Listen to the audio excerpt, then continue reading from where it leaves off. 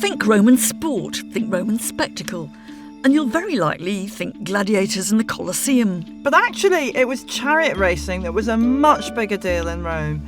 And it all went on in what's called the Circus Maximus, which actually just means the biggest circus, or racetrack, really.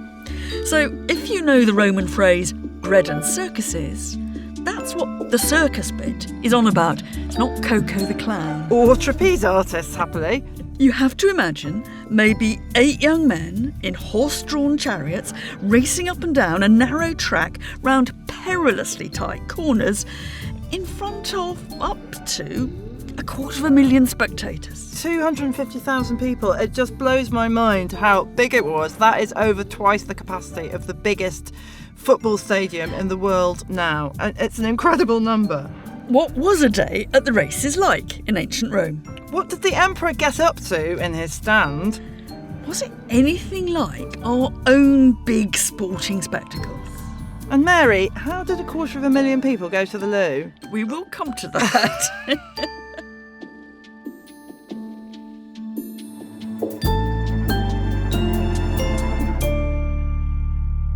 I tell you what, Mary, I've been to the Circus Maximus in Rome, and I have to say, for me, it's actually quite a bewildering and faintly disappointing sight. Because it's this big grassy area between two of the hills of Rome, the Aventine Hill and the Palatine Hill, and you kind of trundle past it in the bus, or you trundle past it in the tram, and maybe you get out one day and have a look.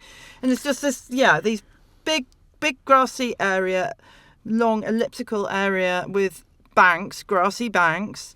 And the most exciting thing I've seen happen in the Circus Maximus is there was a big snowfall when I was in Rome once, and the people of Rome were tobogganing down the sides of the Circus Maximus, which I think was a kind of a new sporting kind of moment for that place. But look, tell me what I should have been thinking about and looking at when I felt unimpressed by the Circus Maximus. Well, I'm afraid it is unimpressive. I mean, except it's big, right? That's the only. Yeah. Well, look. But even that. Yeah. The Colosseum always steals the show in Rome because it's big and it survives impressively, even if in the middle of a roundabout. Now, the Circus Maximus is big, but all it is an open space with some grassy banks showing you, I guess, where the spectators are imagined to have sat. Now, the problem is, even those grassy banks are fake. They were put there in the middle of the 20th century by Mussolini and his archaeologists to sort of help you imagine how the Circus Maximus might have been. Mm-hmm. Right? Now, the truth is, nothing of the Circus Maximus survives above ground. All its stone was looted in the Middle Ages to build other bits of Rome. Even Mussolini's grassy banks aren't at the right level because the real level of the Circus Maximus is several metres below the current ground level. Certainly nothing above ground has survived. Now, there has been some excavation on it. Not very much. And I have to say, let me just get rid of this question now. The excavation did find a lavatory. Well, that's good to know. Just the one? We could not possibly know for certain. But I think it's a pretty much iron rule of big Roman public spaces that there are either no loos or strikingly not enough. Oh, my God. Right? And I'm sure you can use your imagination, Charlotte, about what they... The ancient equivalent of the Pringles tube that you have to use on a British train service when it goes very badly wrong. I think that the Romans weren't as polite as that. So, if you're going to imagine this huge, spectacular space, it's imagination that you've got to use, because it's not there. You can help yourself a bit with some movies. I mean, Ben-Hur didn't actually happen in the Circus Maximus, but it gives you something of the idea. But best of all are the floor mosaic images that you find all over the Roman world, which often show you a kind of bird's eye view of the Circus Maximus with the track, with the chariots going up and down, and a bit of the accessories of all this. And it is really extraordinary. You've got banks of seats that Mussolini was trying to slightly hint at on both sides. It is actually just underneath, or eventually it becomes just underneath, the Roman Imperial Palace on the Palatine Hill. So the emperors are absolutely connected with the Circus Maximus. In fact, eventually you have their own special pathway, private entrance from the palace on the Palatine Hill. I could get to the loo more easily. I think emperors probably go back home to go to the loo, right? But it was luxurious, and that's what you get no impression about. There was a central reservation down the middle between the two sides of the track called the spina, the spine. And it was full of the most amazing works of art. It was showpiece. And I think I know one thing about this, which is that these amazing obelisks that you can see in contemporary Rome, so one in the Piazza del Popolo and one outside St. John Lateran Cathedral, that these Egyptian obelisks, ancient Egyptian obelisks that the Romans had at various points acquired from Egypt, which they had conquered. They were part of this elaborate artistic decoration in the centre of the circus. That's right, those obelisks were on the spina, on the spine. And they were basically rifled by later popes to, for their own urbanistic design. Creative recycling. It was. But the mosaics are truly amazing because sometimes they're very detailed and they show you things like the really, really intricate starting gates. Very important to try to get all the chariots to be able to start fairly, and so you don't get an advantage by being in a particular position. And so you see the starting gates, and you also see the rather clever devices for counting the laps that you've done. Right. Because you're whizzing round there, you're nearly crashing at the end, and it's very easy to forget how many laps you've done. So there are counters which tell you what lap you're on. Now, that is very much in its elaborate, rather later form. I mean, the important thing in a way about the Circus Maximus is that, at least in the Roman imagination, it goes back to the founder of Rome, Romulus, where he had his chariot races in this valley between the Palatine and the Aventine. Which makes it so much older. I mean, not only bigger, but also older than the gladiatorial games in the Colosseum. Absolutely. The Colosseum is a real Johnny-come-lately here. It wasn't built till the end of the 1st century CE. By that stage, the Circus Maximus, it's been much repaired and altered, etc., etc. The Circus Maximus is half a millennium years old. So you get the sense that it's absolutely embedded in Roman culture. Yeah. And also, of course, this horse chariot racing spreads out across it's not just in Rome. There are the chariot races throughout the Roman Empire, and even in the sort of rainy, grim northwest corner of the Roman Empire, i.e. Roman Britain, there is a chariot racing circus in modern Colchester, which was a super important town in Roman Britain. It was like the first capital of the province and a very important militarised zone. And their circus, which was only excavated about 20 years ago, that they began to find the evidence of this, actually seats 8,000 people, which of course is absolutely tiny when you compare it to the 250,000 in Rome. But still, 8,000 is still quite big.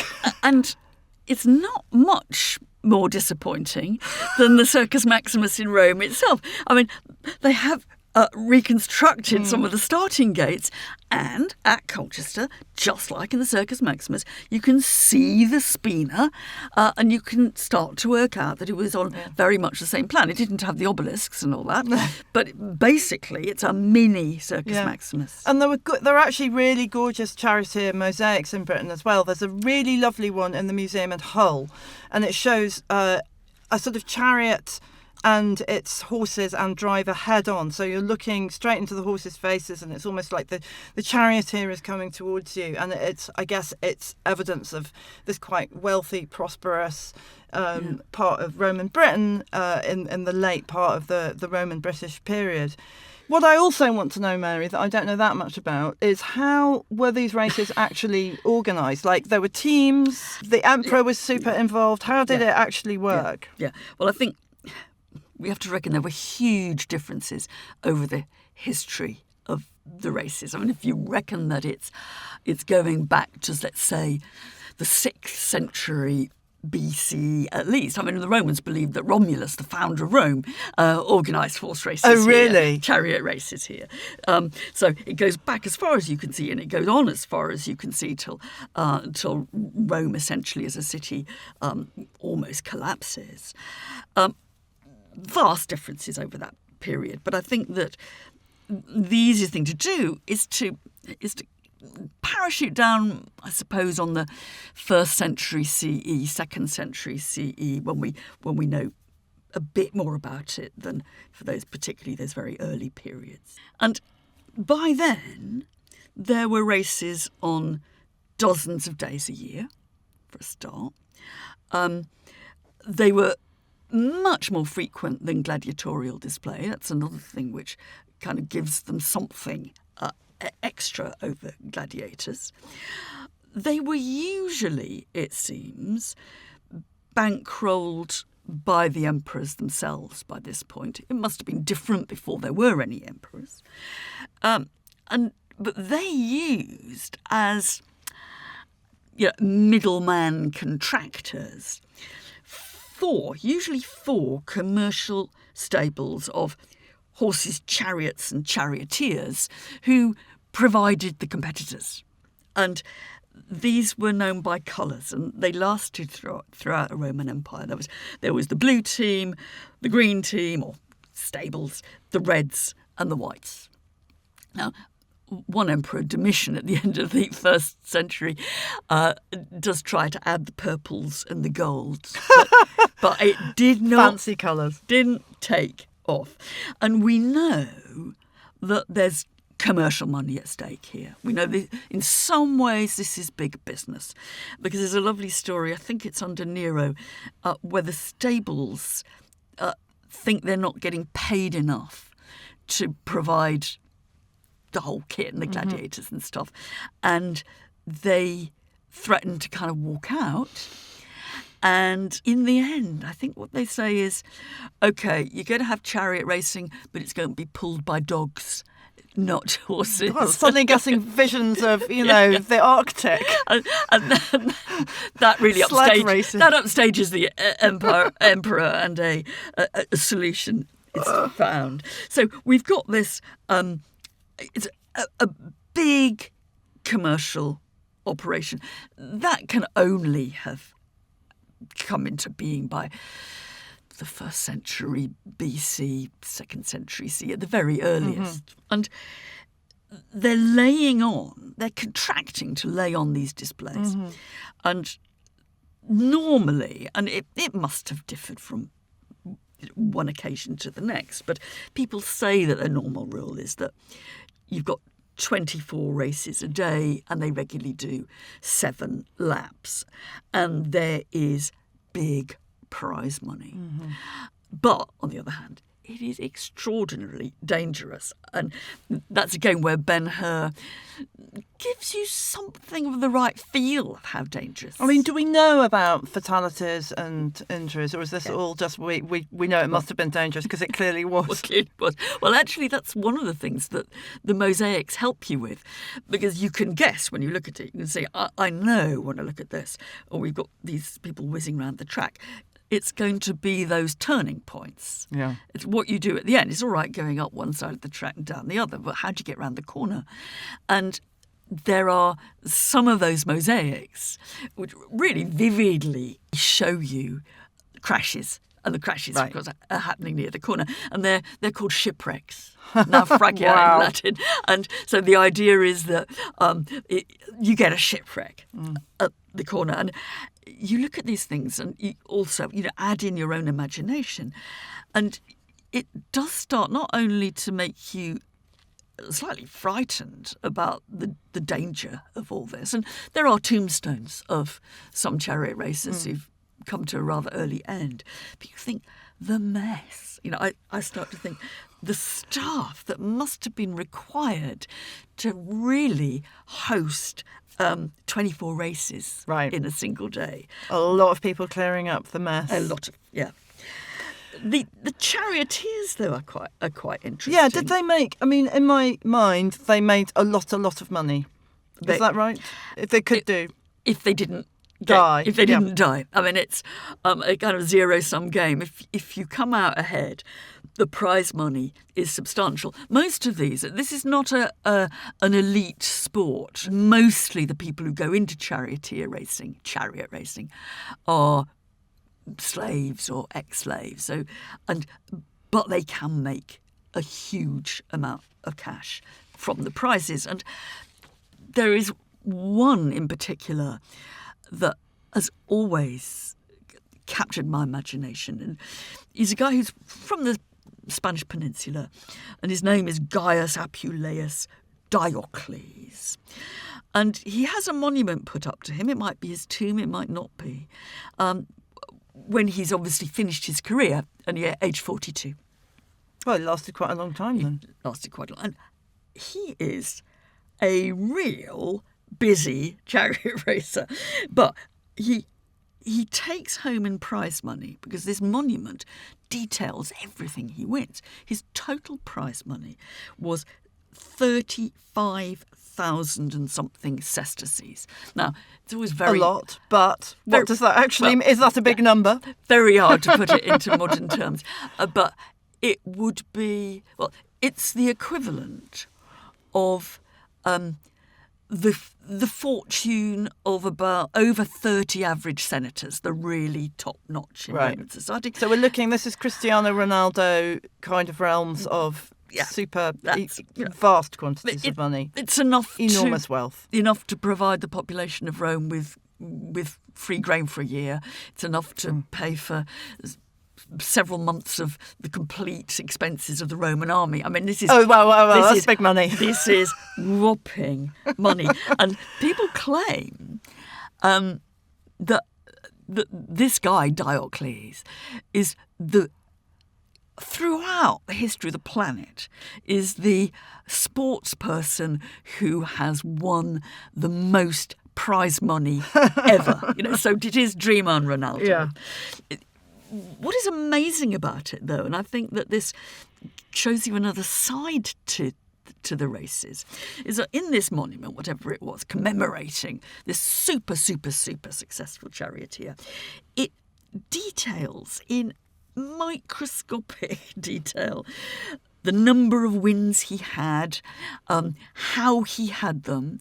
And he obviously was playing for different teams, as it were. So it says, for example, over 1,000 victories for the Whites when he was racing with the Whites. But he seems to race with all of them. They detail on this inscribed stone, it says how he won. So it says when he took the lead, he won 815 times. He came from behind to win 67 times. And he won in a final dash 502 times, beating the Greens 216 times, the Blues 205 times, and the Whites 81 times. Now, this is the sort of sporting analysis and kind of factual grasp that reminds me very, very strongly of male members of my family who can recount every detail of Sheffield United's history. Or its wisdom in cricket. And it is extremely interesting because, whoever's putting this monument up for him is boasting, but they've got this information. Now, it could be that Diocles went home every night and wrote down exactly, his own scorecard. What about betting? Lots of it. I mean, that's another really interesting comparison with the Colosseum. We don't have reference to betting over gladiators. slightly odd, but we don't. The Colosseum, one of the things that rather disapproving members of the Roman elite writing class disapprove of is betting. They disapprove of the crowd going wild over these charioteers, but they also disapprove of the sort of bad behaviour, the gambling. So, who's going to be winning when you get to the Circus Maximus? Well, there's the charioteers who all dream of being Diocles, but then there's the audience is also thinking about, making a big killing on the bets. I mean, the charioteers themselves pose mysteries, right, in terms of the technology of how they actually controlled these horses. Because every time, I did a bit of riding when I was younger. I've never driven a chariot. But when you look at the chariot images on mosaics, the sort of weird thing is the fact that they have the reins of the horses around their waists, sort of tied around their waists. They're somehow controlling it from their body, although they do have a trace rein. It's a really confounding thing. We don't really know absolutely properly how they controlled these vehicles and these incredible. No doubt the horses were absolutely incredible and a whole thing to themselves, but it's really peculiar. If you get down to the absolute nitty-gritty, it's impossible to understand how they could do it. It makes the Grand National look like a quiet trot out in the country, I think. This stuff. So there's 250,000 people in this audience. And, when we look at Ben-Hur or film, or, Gladiator 2's got some amazing race scenes in it, you get this sort of sense of this enormous sea of faces. But why were they there and who were they? And, how was the whole being in the audience organised? Like, who got to sit with whom? And, was the emperor always there? And how did that work? I think in some ways it's the audience that's really interesting.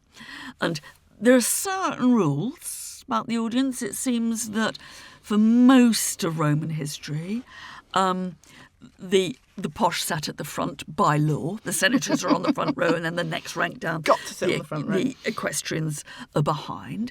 It looks as if mostly the seats are free or at least very cheap. And it is, if it's anything up to 250,000 people, it means that a quarter of the population of the city of Rome is sitting down together, enjoying or not enjoying the same spectacle.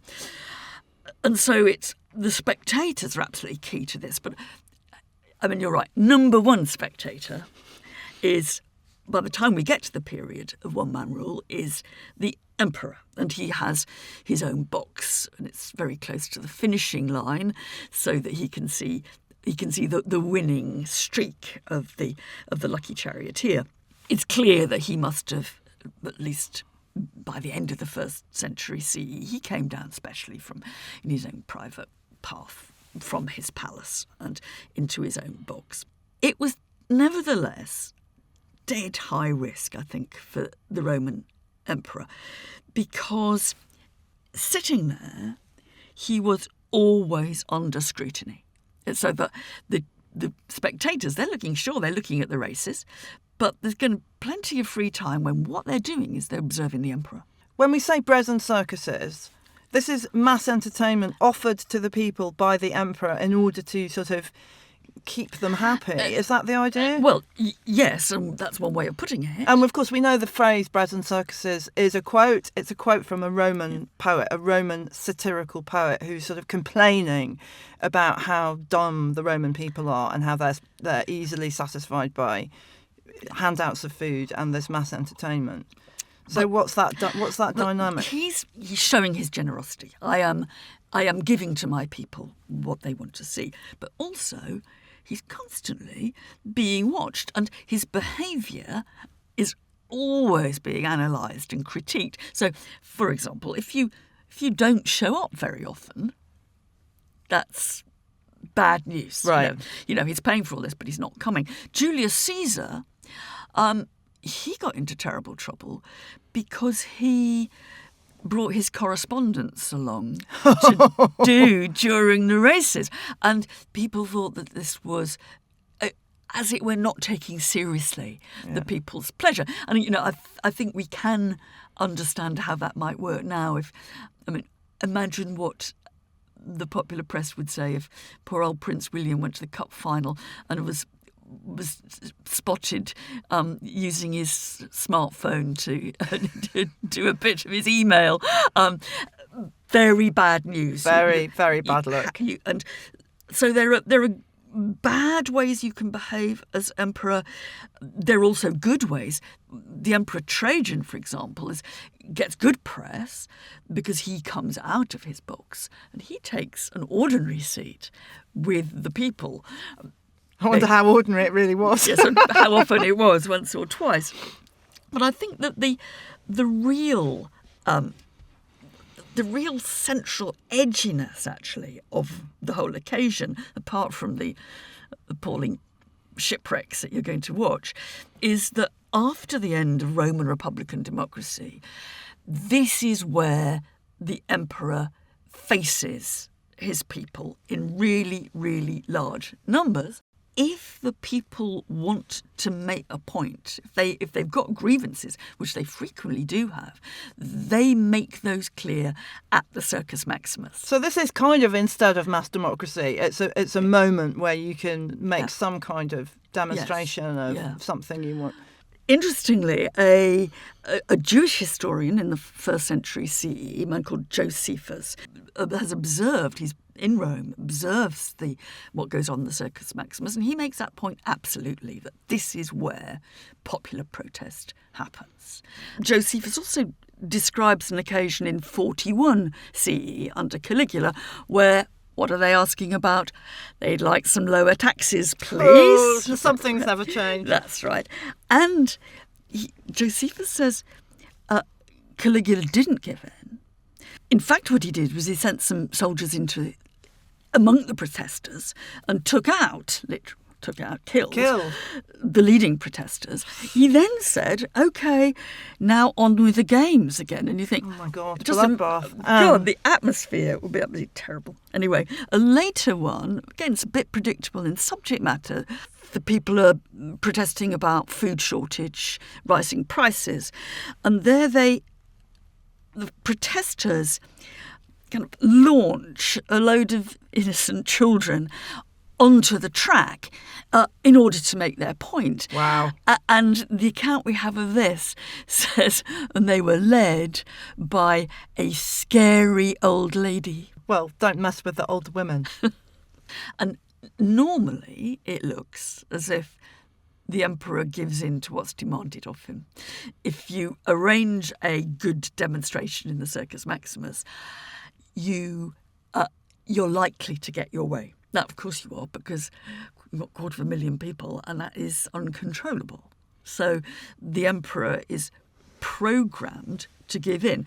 Now, he doesn't always do that, and he can actually take against the crowd. And there's a really famous example of the Emperor Caligula, who, because the palace is so near to the Circus Maximus, and because people come in the middle of the night to try to get the best seats, he's trying to take 40 winks in the palace, but the noise of the people below is stopping him sleeping. He's being kept awake by the crowds who are already going in to find their seat, and so he sends the heavies in to stop them. And there's a great, they ruckus, get trampled, riots. There's a riot, they get trampled, and there's loads of casualties. And in the way that these Roman anecdotes tend to get repeated, no doubt not entirely correctly, it's said that about 150 years later, the Emperor Elagabalus has the same trouble, but he decides to send in, and I don't believe this for a minute, but the story is he sends in snakes to get rid of the crowd. It's dangerous in other ways, I have to say, in the Circus Maximus, because it's a very big building, and the building regulations in Rome were not always what we might expect. Not EU standards. Not EU standards. There are stories of bits of the seating collapsing, sometimes killing over 1,000 people when it collapses. So it's not just imperial reprisals at an awkward populace. It's a very dangerous building.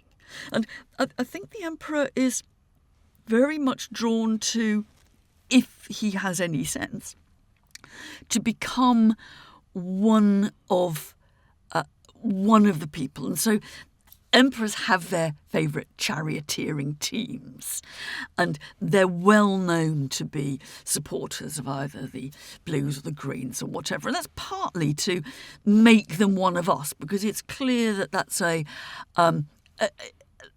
that's part of the business. It's not just going to see these different teams, but you're going to see your team win or not win, etc., etc. So there's about who do you support. And it's also clear that a lot of people, emperors included, have their favourite horses within these stadia, and they're very bothered about how the horses are looked after. Now, in terms of the more ordinary supporter, we have stories, a wonderful story from a doctor writing in Rome, saying that the real keen supporters sometimes go around and they smell the shit of their favourite horses to make certain that they're being fed a proper diet. But of course, with emperors, that goes even further. So emperors really go over the top for their favourite beast. And lots of people know the story of Caligula planning to make his horse a consul. And that was not his war horse. That horse, was called Incitatus, kind of speedy, was his favourite racehorse. Right. And he gave him special clothes. He used to send soldiers to the stables on the night before the race so that Incitatus could get a good night's sleep, and served him special food. And we tend to think that story about Caligula planning to make his horse a consul is a real one-off madness. Quite a lot of emperors have slightly odd relationships with their favourite racehorse. I think it's Commodus who has his favourite racehorse. He has his hooves painted gold. Oh, that's kind of cute. And Lucius Verus, a not very well-known emperor, carries around a little golden model of his favourite racehorse. So there is that sort of slightly kinky relationship between emperor, spectator number one, in a dangerous position in the Circus Maximus, but still acting out the part, at least, of being a real fan. But the actual real fans, is an interesting thing, because what we do have is one poem by the Roman poet Ovid, writing around the turn of, I suppose, around the time that Christ was born, which is actually written from the point of view of being an audience member at the races. And it's from a book of poems called the Amores, which means the loves. And if you want to look this up, it's book 3, poem number 2. And I'm just going to read a tiny bit of this poem just to give you a sense of what's going on, because the narrator of the poem is watching the race, and the poem itself takes the whole length of the race, so to speak. But importantly, he's also sitting next to a girl who he really, really fancies, and there's a sense that there's another race to the finish, which is, can he attract the attention of this gorgeous woman that he's sitting next to? So this is how it starts. I'm not sitting here studying the horse's form, though I still pray that the one you fancy wins. I come to speak to you and sit with you, lest you don't notice how my love's on fire. You watch the course, and I watch you. And then it goes on, and it sort of recounts the idea that she's interested in one particular charioteer, and he sort of imagines himself being that charioteer and taking the corner really fast, and then just to impress her. But then when he passes her watching him, like, he would completely lose his attention and slow down, and and then the race itself sort of starts in reality rather than in his imagination, and it starts with a procession of images of the gods brought through, so we get the sense that this was part of the pomp and ceremony of the races, this kind of grandiose procession. Then the race properly starts, except it's a false start and the race starts again. And then we get this amazing image of how packed and how busy and how uncomfortable this stadium actually was. So the poem says, "You on the right, though, whoever you are, be careful of my girl. The poking of your elbow is hurting her. You too, sitting behind us, if you've any shame. Draw your legs up, don't press with your bony knees. But your dress is trailing on the ground too much. Gather it up, or I'll lift it with my fingers." So it's a bit pervy, but I love this idea that there are knees pressing into your back. You're really elbow to elbow with people. It's hot, it's uncomfortable, and this whole, I think, sort of very modern idea, in a sense, or seems very modern, that you're watching this incredible sporting spectacle. But your mind is sort of on that, but it's also on this very physical, embodied experience of being there as an audience member in the stands. And it's also very much engaged with, like, the idea that you fancy this girl and, what's going on there. And all of this, it's a really unique view onto a day at the Circus Maximus. It's also a great reminder of how different the Circus Maximus is from the Colosseum. One of the rules of the Colosseum is that men and women sat separately. In the Circus Maximus, it seems for most of the time, they could sit together. So you wouldn't find Ovid having fun and games in the Colosseum like Right. this. Sexy times only at the Circus Maximus. I just love this poem for that, putting us absolutely in the thick of this very, very tightly packed crowd. And then, of course, I do think about being in the football stands and what that experience is actually like as a kind of embodied experience as a spectator. I mean, can we then start saying, what I'm tempted to say is, chariot racing on the face of it looks, we might think about horse racing as an immediate modern parallel. To me, I'm now veering much more towards, it's much more like football in the sense that it's a huge mass event, which nearly everyone is, actually I'm not that interested in football, but let's face it, nearly everyone is interested in football. It's very accessible. It's something that loads and loads of people have in common. Can we start saying that chariot racing in Rome is kind of a bit like football, or is that an incredibly naive kind of comparator? There are all kinds of mini details that really resonate with us, I think. The mad fans who try to sniff the shit of the favourite horse or whatever. Yeah, and the collection of statistics, I think, is very, very recognisable, sort of nerdy. Absolutely. And the way you might be annoyed at not getting a good seat or whatever. I think, as often with the ancient world, that in some ways enlivens us for it. But, the bottom line is that this is not sport in our terms at all, I think. Yes, they're doing things that we would categorise. We would put the label sport on, and I've used that word. But, you have to put that together with what we were talking about before, saying this is the political centre of the city of Rome. This is where political deals are done, political reputations are made and lost, where the emperor can lose his popularity, dangerously lose his popularity. And it's one place in Rome where you can go to make your point. And one very nice illustration of that is that they sometimes go to demonstrate in the Circus Maximus, even when there's not a race on and when there's no emperor there.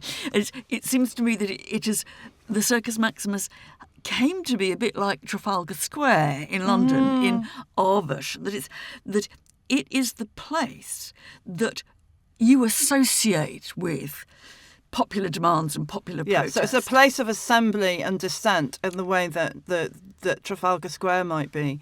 But there's something really bleak about it, because it's not, because actually these people don't have institutionalised political power. They have this weird space of spectacle where, if they're lucky, they can make a point and the emperor can be merciful to them. That's true. And politically, I suppose I'd want to say that too. But I think it is important to see that this is where successful protest happens, not just unsuccessful. And it's also, and I don't often stick up for Roman emperors. I really don't. You autocrat-loving woman. I don't do that. But I sometimes do think, right, here I am, there is a bread shortage in the city, and I am sitting there confronted by 250,000 dissatisfied citizens. It's scary. So in some ways, it's a place of political edginess all round, I think. It's not simply a place where the emperor goes to control his people. Thanks for listening to Instant Classics. If you've got questions, comments, or anything else you want to share, we'd really love to hear it. Let us know your thoughts on email at instantclassicspod@gmail.com or on our socials. If you want ad-free listening and access to the Instant Classics Book Club, please subscribe to the podcast wherever you get yours. And why not leave us a rating or review too? It really helps more people find the show.